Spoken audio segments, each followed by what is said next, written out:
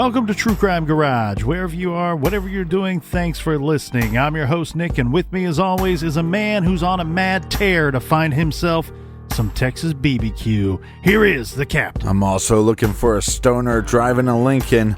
It's good to be seen, and it's good to see you. Thanks for listening. Thanks for telling a friend.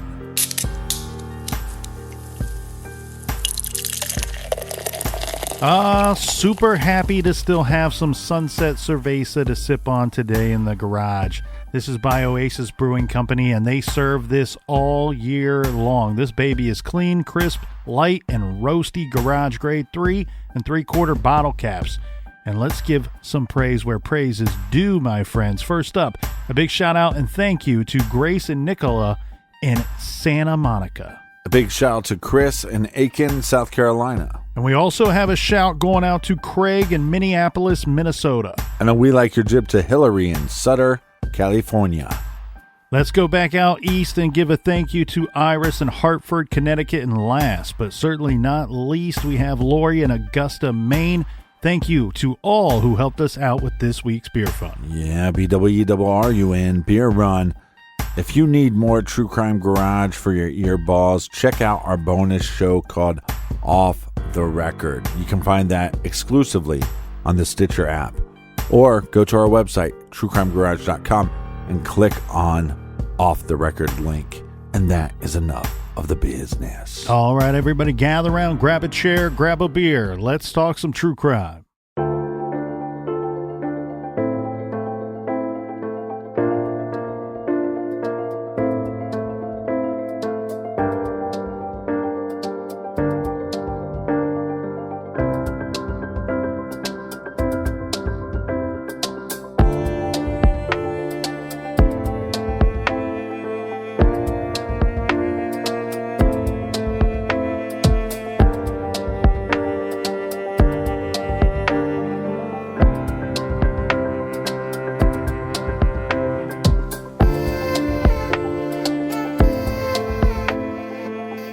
We spent a good majority of yesterday's episode questioning what was going on with this boyfriend of our missing person, Roxanne Paltauf.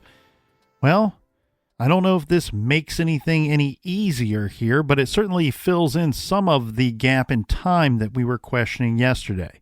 And this comes in the way of, well, a possible alibi, coming from Detective James Scott, who spoke to a desk clerk at the Budget Inn. Remember, the Budget Inn is where Roxanne, according to Lewis, was last seen. She stormed off after a heated argument. The desk clerk made an official statement with Austin PD that she saw Roxanne leaving that night, backing up Lewis's story.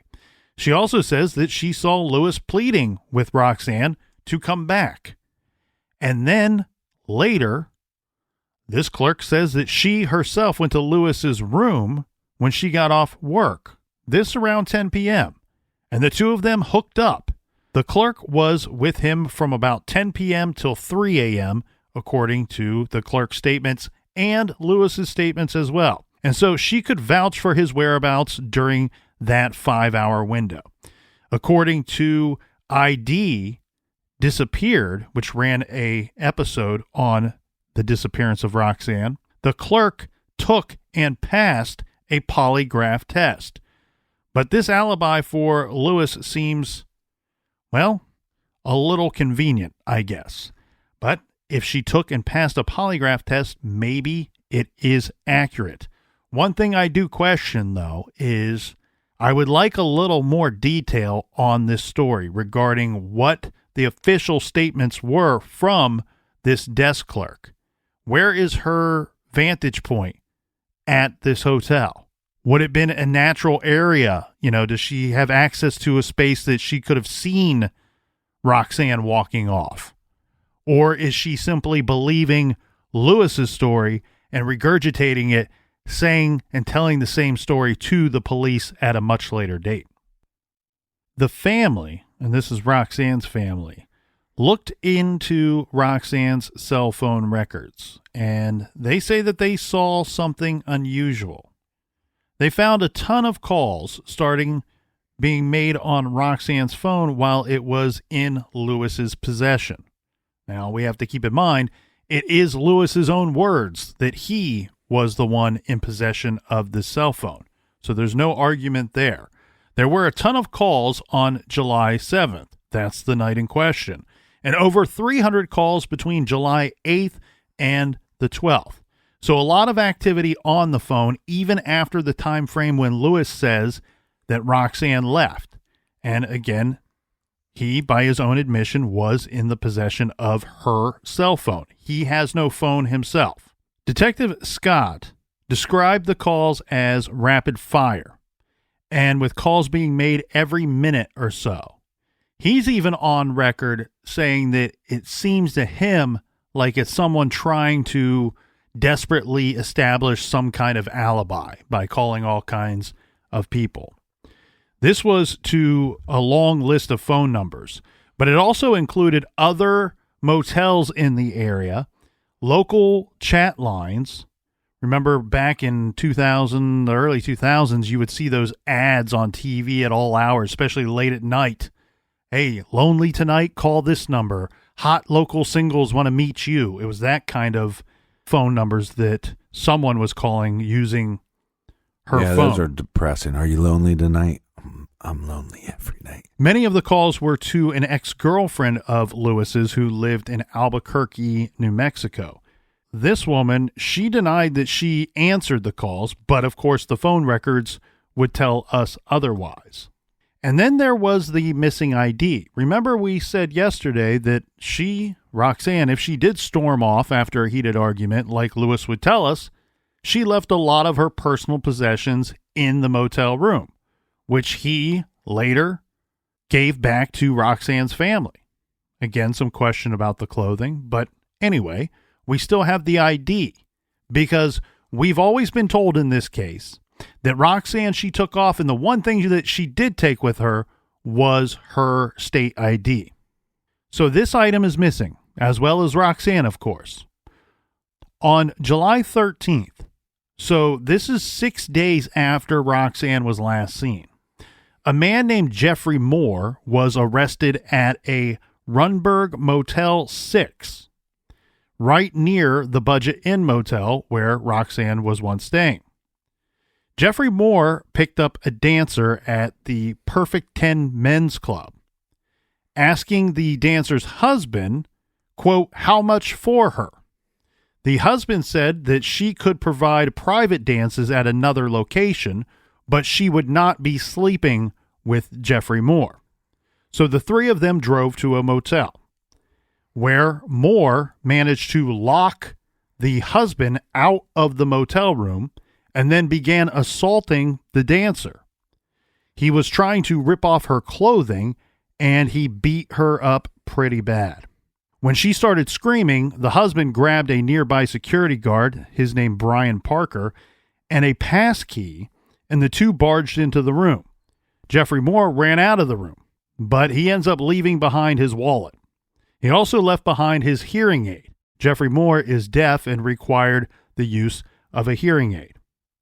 So Moore goes back to the motel, this in an attempt to get his stuff, hearing aid and wallet. But he is arrested when he returns to the motel. And Parker, the security guard, opens up Jeffrey Moore's wallet, and he sees something important. In Moore's wallet was a Texas state ID that did not belong to him, and it did not belong to the woman that he was going to be charged with assaulting. It belonged to a young woman, and that's, of course, is our missing person, Roxanne Paltauf. But this was not put together with the reports of the missing young woman for a while. From my understanding here, Captain, what happened is police believed it would belong to the assault victim. The assault victim says, no, that's not me. That's not my ID. It doesn't belong to me. Right. They don't know what to do with it, but they do know they're going to be charging Jeffrey Moore with assault charges. And so this ID belonging to, I mean, they obviously have the information of the person on there, but they've not made the connection that it is in fact a missing person. So it kind of sits in an evidence locker for quite some time. Now, it comes time to return this stuff. So the person in charge of returning the items that don't belong to the person being charged, figures out, oh, wait a second, we can't return this because the person this ID belongs to is missing. Long story short is this man, Jeffrey Moore, turns out to be in possession of a missing woman's state ID. And we know he's violent. That's right. And I would go ahead and label him to be a rapist or something of that nature, because that appears to me what he was attempting to do that night. And thankfully, this was stopped before it could go even further. But from my understanding, he beat up this woman pretty bad. This guy, he's deaf, so he had to be interrogated. And this is about questions regarding Roxanne's disappearance. So they sit this guy down, and with the help of an interpreter, they're hoping to get some answers. Initially, he told the police that he was friends with Roxanne, and that's how he ended up with her ID. See, this is what I have issues with in this case. We have this situation where the boyfriend says, all right, well, she left on her own. She was mad at me. And that seems somewhat believable, right? Because he seems like a guy that you would have every reason that you can think of to be mad at. But it's weird that it's like this small little item. Oh, she didn't take all this stuff, and that's easy to point out because she physically left it here. It's all here in front of me. But she took her ID with her. I mean, was she waving it as she walked out the door, Lewis? I mean, it seems like an odd thing for him to notice that she actually took this item with her. Yeah. And then, that being as weird as I think it is, as suspicious as I think it is, it ends up turning up with this guy, this other loser. He has her ID. He's in possession of it. And his first explanation is, well, we're friends. What do you mean you're friends? You have her ID. Did you know she was missing? You know, you had her ID for 6-7 days. Did you help look for her? Why didn't you bother to notify anybody that you have this missing person's state ID? We had to pull it off of you during the course of an arrest. Well, then that story's not quite good enough, so he changes that story a little bit. Jeffrey Moore then told police that he was friends with both Roxanne and Lewis, but not super close, only knew them a little bit. But he had recently drove the both of them on a cigarette run to pick up some smokes at a local Walgreens or a dollar store. I've heard the story presented both ways. Well, a couple things. I would like to know if this individual was the one to bring up Lewis, or if the cops brought up Lewis. You know what I mean? Like, oh, I'm friends with Roxanne. Oh, yeah, but I'm also friends with Lewis a little bit. If he brought Lewis up without the cops knowing, then he's more believable. So he says that it's during the course of helping the two of them out, taking them to go pick up cigarettes, that she left her ID in his car, and he wanted to return it to her, that was his intention. But of course now he's arrested for these assault charges. Well, this brings up an interesting point, and Lewis doesn't tell us this, but maybe he could. Before this argument got so heated that she left, was she preparing to leave anyways? Like, hey, I got to grab my debit card. I got to grab my ID because I'm going to run down the street and get some smokes. And then they get into this argument, and then she leaves, and that's how Lewis knows what she took. Could be. What we do know is that this is the story that Jeffrey Moore presents to the police about the cigarette run. And later, when questioning Lewis confirmed this story when he was interviewed with police. But it seems like the details of this story differ between the two accounts, depending on who you ask, Lewis or Jeffrey. So then Moore provides another story to police. And because, two is not enough. You need a couple more stories. He says he wasn't friends with Lewis or Roxanne at all, that he had just met the two of them at a club and befriended them there. He then gave them a ride to Runberg, and Roxanne dropped her ID in his vehicle at that time. Whatever the case may be, if one of those three stories is truthful, who can say? But regardless, we have a missing person who he is in possession of their state ID, and he's giving multiple different stories as to how he obtained that ID. Well, and also what we know about this individual is if you befriend him at a club, and that once you leave that club, he'll lock you out of the room while he tries to beat the shit out of your wife and tries to rape her. That's what kind of friend he is. The other thing that I find incredibly suspicious is we have the boyfriend who isn't denying that they knew this man. The boyfriend would look a lot more innocent to me if he's saying, yeah, I don't know who that person is. Oh my God, he must have picked her up after she left here. After she stormed off in this dangerous area. No, that's not what he's saying. He's saying we knew this guy. That, yeah, we went on a cigarette run with him. Well, supposedly Lewis has an alibi, at least for a time period of the night. What about this guy's alibi? Well, he's telling three different stories as to how he would have had any interaction with Roxanne at all. So he has three alibis. Yeah. And when you have three alibis, you have no alibi. Detective Scott, working the case, describes Jeffrey Moore as a sexual predator who was known to rough up working girls. And officially, he is considered a person of interest in Roxanne's disappearance. His car was processed by the Austin PD crime lab, but it does not appear that they came up with anything against Jeffrey Moore. Now, remember we said that Lewis had called an ex in Albuquerque multiple times in the days after Roxanne vanished using Roxanne's phone. And she told police that she didn't answer his calls. But according to an article by David Lohr for Crime Library, quote, between July 8, 2006 and July 9, 2006, there were 22 calls placed from Roxanne's cell phone to this woman, ranging from 1 to 49 minutes in length. So, judging by that, it sounds to me like Lewis was talking to someone in those 22 calls. Elizabeth and Rosalind,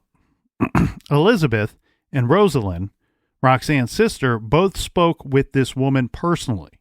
Rosalind says that the ex admitted to her, off the record, that Lewis called her and said, quote, I'm in trouble, I effed up.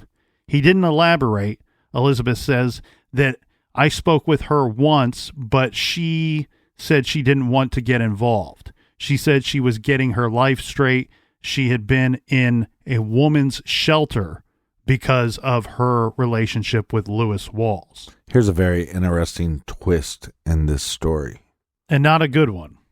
Roxanne's mother, Elizabeth, said that when she and her daughters went first out looking for Roxanne, remember they were walking around outside of the motel where Roxanne supposedly stormed off from. This is just in the days after her disappearance, that they met a sex worker who was working the local area, who looked at the flyer, the missing persons flyer that they were handing out. She said that the woman kissed a cross that was hanging from a chain around her neck and promised the family that she would help out by looking out for the missing girl. Mm-hmm. Now, about 3 weeks after Roxanne was last seen, her mother, Elizabeth, got a call. This is not the kind of call you want to get either. This is the kind of call where they are asking you to bring in your daughter's dental records down to the Austin Police Department. This is because they had found a female body under a bridge. The body turned out not to be Roxanne. Instead, it was the sex worker who had promised to help look for her. Her name was Loretta Lynn Roberts, and she had been murdered with paper towels shoved down her throat and dumped just a few miles from the Budget Inn. Now, whether or not her death is in any way connected to Roxanne's is really anyone's guess. But even if it's not connected, it certainly speaks to the dangerousness of this area where Roxanne was last seen. Well, you kind of have two scenarios here, right? It's not like she's far from home that she couldn't get a ride back home, right? Or that if she had her cell phone, or if she could have found a payphone, she could have called somebody she knew and had them pick her up. But that's never happened, and we have no eyewitnesses saying that they've seen her. So we really kind of come to two options here, right? That she was met with foul play by her boyfriend, or you believe his story and she took off in this horrible area and she was met with foul play there.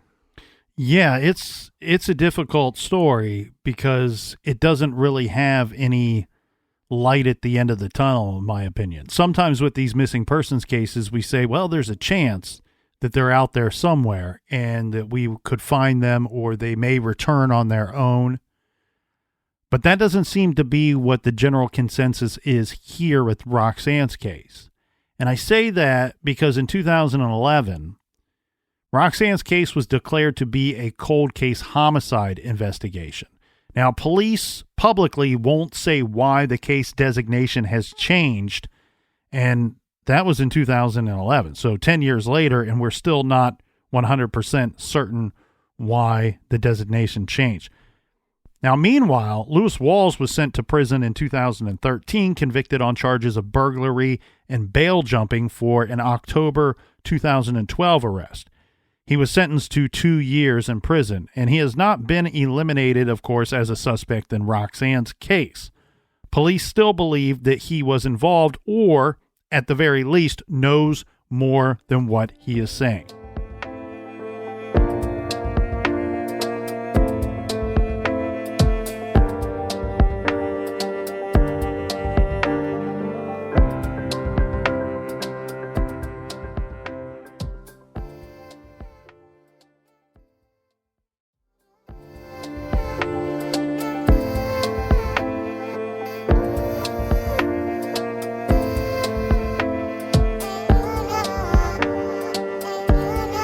All right, cheers, mates. Cheers. And we're talking about Austin, and we'll be in Austin, Texas this week. It's exciting. God willing.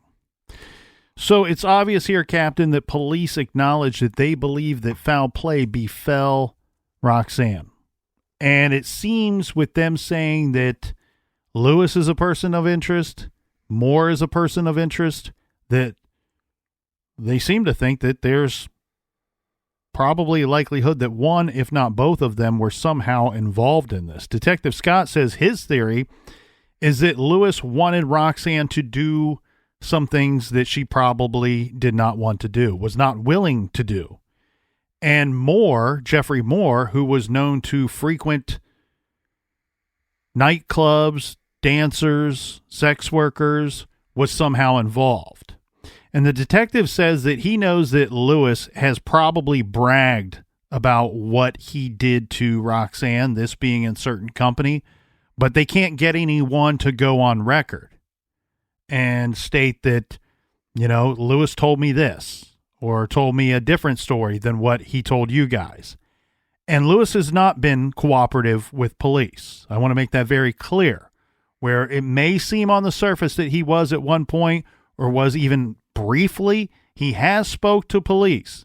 He has been interviewed by police. But at some point he decided he wasn't going to talk anymore, and he hasn't since. In fact, he's dodged them multiple times when they've tried to set up and make arrangements to speak with him further. Of course, Roxanne's family is also convinced that Lewis was responsible for Roxanne's disappearance, possibly in collusion with Moore. But, of course, their hands are tied as well. There's not evidence. We don't have the physical evidence to push this case forward. Roxanne's family has never given up searching for her. Elizabeth has lived in Indiana since 2014, but every year on the anniversary of Roxanne's disappearance and presumed murder, she travels back to the area with her daughters and longtime boyfriend Patrick Doyle. to hand out flyers near the motel. They even got a billboard donated for the cause, and they've appeared on America's Most Wanted. Elizabeth maintains a Facebook page for her daughter and has posted on Web Sleuths. She says she has a special friendship with Detective Scott, who has vowed to see the case through to the end. And it sounds like Lewis Walls and Jeffrey Moore continue to have their issues and brush-ups with the law. From my understanding, Captain Jeffrey Moore now lives in Houston, and Lewis Walls is still in Austin, and last I heard, he was still a free man. I have heard and read Roxanne's family go on the record multiple times and say that they have evidence, they've talked to people that state that Jeffrey Moore and Lewis Walls have more of a friendship or relationship or whatever you want to call it than what is obvious in this case. That they seem to have known each other for a long time, that they run in the same circles, and that I think that only adds to the idea that maybe they were involved in this thing together. Mm-hmm. The thing that we have to point out here that should be obvious is that Lewis Walls, if he did something to Roxanne, look, most murders result as two people getting into an argument that leads to a physical altercation. One person loses control, ends up killing the other person. It could be as simple as he repeated a previous act. We have some evidence to suggest that he punched her in the face, punched Roxanne in the face, breaking her nose. Right. It could be as simple as he struck her again. She fell and hit her head on something. Or it was a deadly punch. And he went to assault her, repeated abuse, and she ended up dead. And now he had a whole different set of problems on his hands. The weird thing, though, is this dude, Lewis Walls, does not have a vehicle. And murdered persons don't just walk out and bury themselves.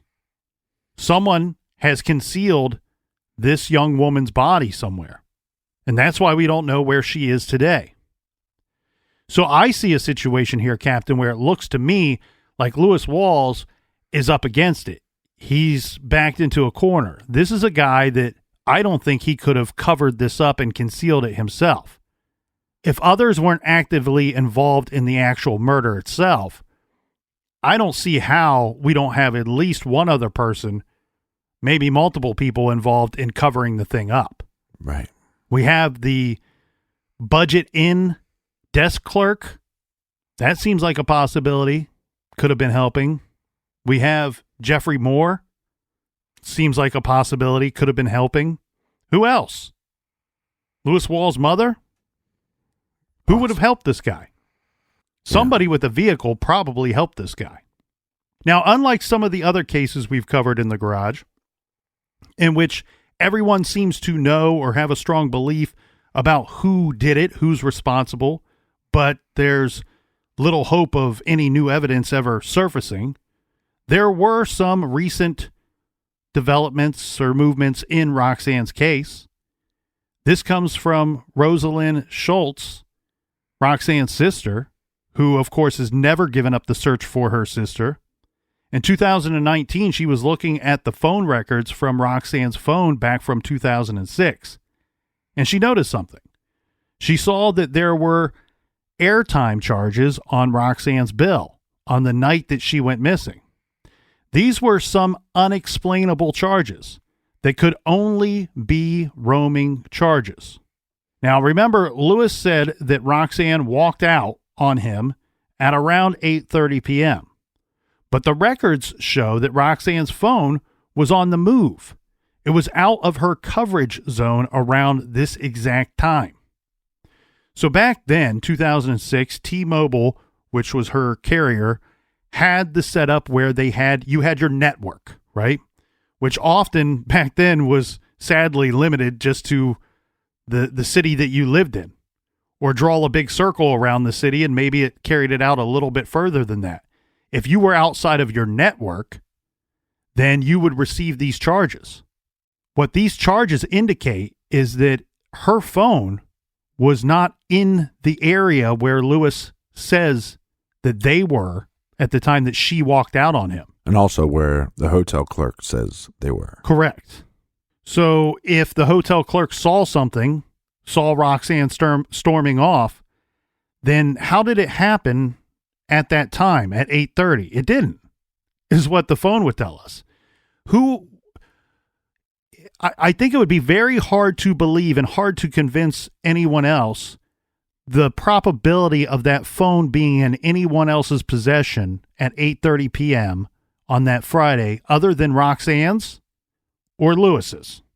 But whoever was in possession of that phone, they were outside of her network. Right. So they were not at the Budget Inn hotel at 8:30 p.m. on that Friday.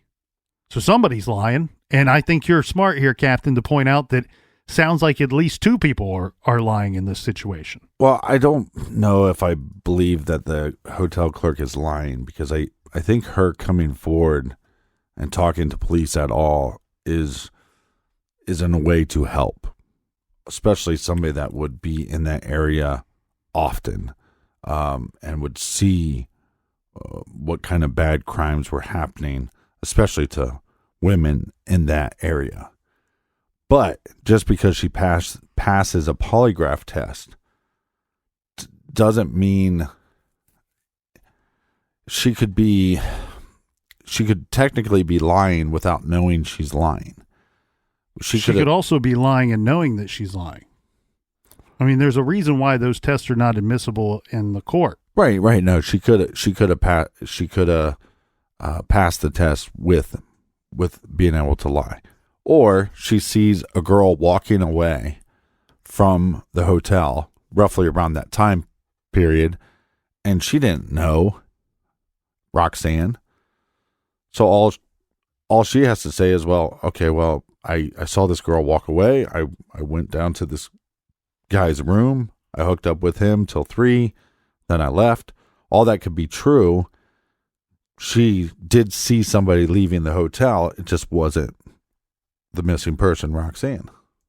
Then who was Lewis speaking with? Because she says she saw Roxanne and Lewis. Well, she said that she saw him pleading with her. I don't know. I'm just saying we have no way of knowing if that was Roxanne or not. Right. I don't think that she left.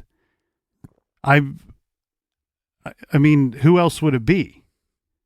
That's her story, that she saw Roxanne and Lewis walking away together. That Lewis was pleading with her to stay. Yeah, but she doesn't know who Roxanne is. So I'm just saying she might be misidentifying a person, that there was a person that was walking away. Don't know who that person was. I think it's a little difficult, though, because I want to be clear here. When you say came forward to help, this woman, we don't know that she came forward. What likely took place is that the police are questioning people at the hotel. She works there, and that's how they came across this information.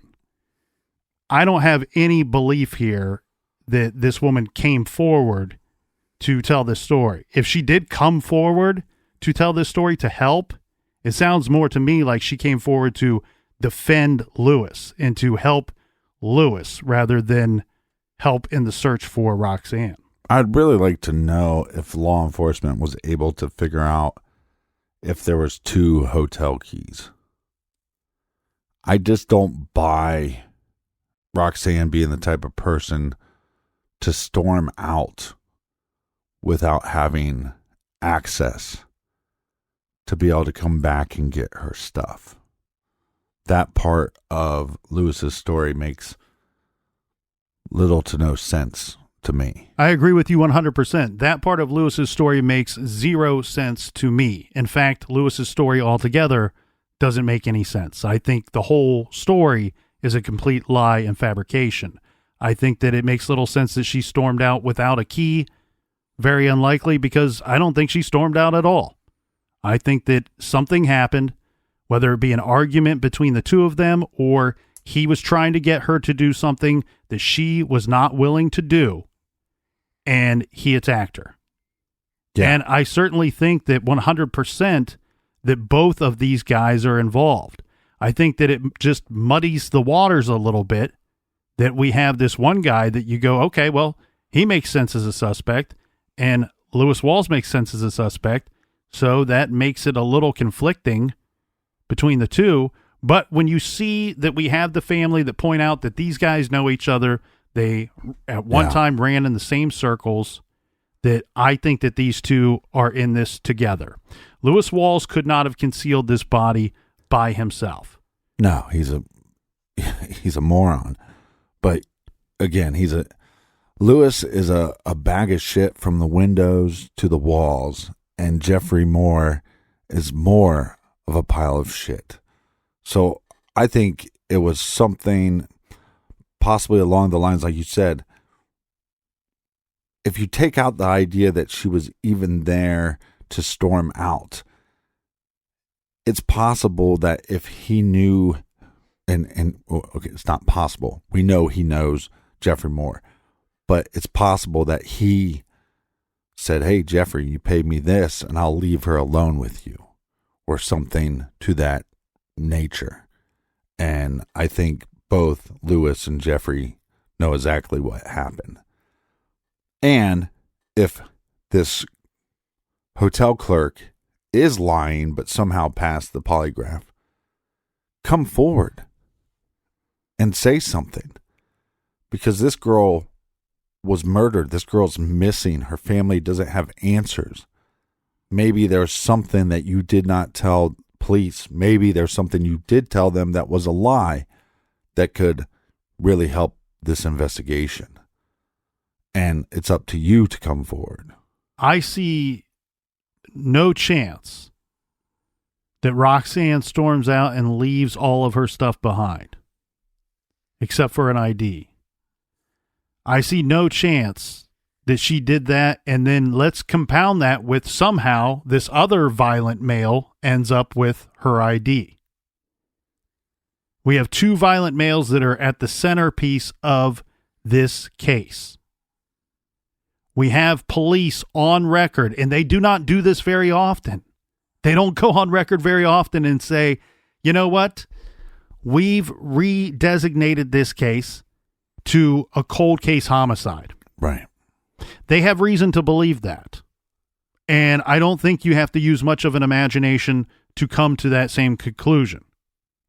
The other thing, too, is they have said that both individuals are persons of interest, named both of them as persons of interest in this case. It's amazing to me that no one has rolled on either of these guys. I share the same theory as the detective working the case, that Lewis Walls has told somebody something in the last 15 years. He's told somebody what happened, what went down, who was involved. That's the people that we need to come forward. Those are the people that should be listening to and responding to the calls for help from the public. And they can be anonymous. And again, Austin investigators have stated publicly that they believe that either Lewis Walls or Jeffrey Moore or both are likely responsible for what happened to Roxanne. In fact, Detective Scott has said that he is certain that neither Lewis nor Moore has told police everything they know about Roxanne. Detective Scott says he is very frustrated that although he has spoken to Lewis several times, now Lewis won't cooperate with police, and he doesn't have enough to bring Lewis in. He told the Chronicle, again, this is from Detective Scott, quote, "People don't realize that although I feel that he could be more forthcoming, I don't have any legal rights to force him to do anything. And until I get the kind of forensic evidence that would allow me to go to a grand jury to force him to answer questions, I can't. I mean, it's not like in the movies where you can just go to someone and say, well, we're taking you downtown. Because if they don't want to, all we can say is, well, that's a real bummer. We can't just throw you in a car. But that's not all. Detective Scott says Lewis just doesn't care that he's a suspect. He's no stranger to bad acting, so it's not a huge burden for him. Basically, Scott continues, I've got 2 violent offenders. Both of them are lying to me. They're both hiding criminal activity, but I think one of them is hiding a murder. Per the Chronicle, in regards to the phone records, quote, the records reviewed by the Chronicle show approximately 48 phone calls made from Roxanne's phone on July 7th, including the potential roaming charges for 12 calls between 6:44 p.m. and 8:42 p.m., the time period during which Roxanne left the hotel, according to Lewis Walls.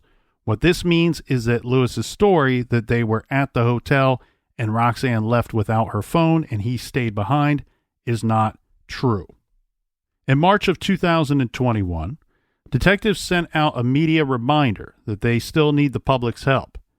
This year, they hooked up with some of the local news outlets as a reminder that they were still working the case. Roxanne is still missing, and here is where you can send any information that you should have.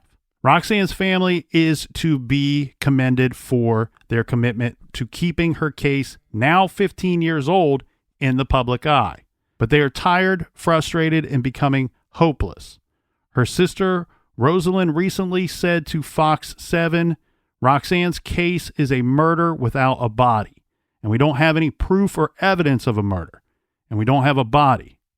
They take comfort that the investigators agree with them, that Lewis Walls and or Jeffrey Moore are likely responsible. But that is a cold comfort when nothing is happening. Roxanne Paltauf is a Caucasian female. She has light brown hair and green eyes. Her navel is pierced and her ears are double pierced. She has a mole on the right side of her neck and a quarter-sized scar on her left knee. She has previously fractured her nose and one of her upper front teeth is false. Her nickname is Roxy.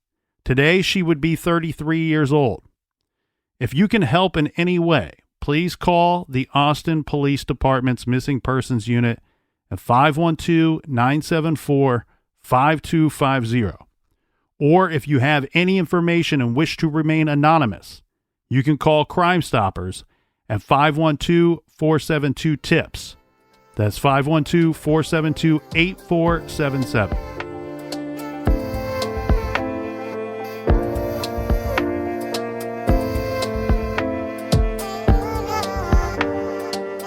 And if you have any theories on this case, go to our blog at truecrimegarage.com and join in on the conversation. Colonel, do we have any recommended reading for this week? We do not, Captain. How about a little recommended listening? How about no? Good day, sir. I wanted to read, not listen to things. Well, this is for the folks out in listener land. If you should find yourself traveling this week, well, then you're going to need plenty of good stuff to listen to, and I recommend listening to some of our old episodes. Check out episode number 424, A Bad Day in Austin, released September of 2020, or episode 229, Charles Whitman, from August 2018, and our Yogurt Shop case episodes number 81 and 82 from February 2017. And all of our episodes are available to listen to wherever you get your podcast, including my favorite place to listen, the SiriusXM app. Join us back here in the garage next week. Until then, be good, be kind, and shout out to Brooke Roberson in Phoenix. Don't let it.